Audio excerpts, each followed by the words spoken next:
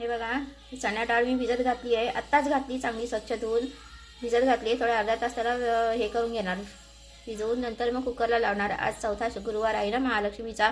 चौथ्या गुरुवारी पुरणपोळीचा नैवेद्य असतो महालक्ष्मीला, म्हणून मी आज पुरणपोळ्या करणार आहे. तर पुढे तुम्हाला दाखवेलच सगळी कृती कशी काय करणार आहे ते.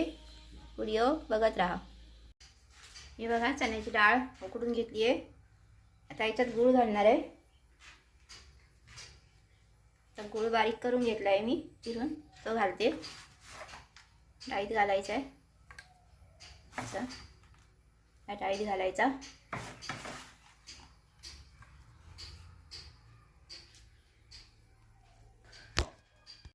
हे बघा, पुरण तयार झालं आहे.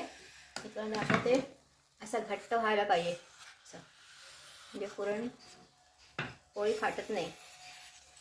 असं चांगला घट्ट व्हायला पाहिजे शिजून. हे बघा, तयार झालं आहे पुरण. आता त्याला वाटायचं.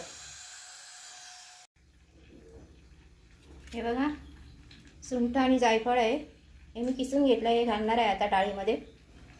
ही चण्याची डाळ उकडली आहे ना, कुकरमध्ये आहे बघा, ते घालते. सुंठ जरा जास्त घ्यायची, पोटाला बाधत नाही पुरणपोळी, पचायला हलकी जाते. आता मी पुरणपोळी बनवण्यासाठी पीठ घेतलं आहे. जास्त गव्हाचं पीठ घेतलं आहे, थोडासा मैदा घेतला आहे आणि थोडीशी चिमूटभर हळद घातली आहे. बघा, आता मळून घ्यायचं चांगलं. हे माझं पुरण तयार झालं आहे. पुरण चांगलं सुकलं की पुरण चांगलं बनतं. पुरण बनवण्याची एक ट्रिक आहे ती, जर पुरण चांगलं सुकलं नाही तर मग बिघडते. पुरण बाहेर येतं पुरणपोळीतून आणि बरोबर नाही होत. या अशा प्रकारे पुरण सुकवलं ना, मग पुरण छान होतं आणि पुरणपोळी चांगली बनते.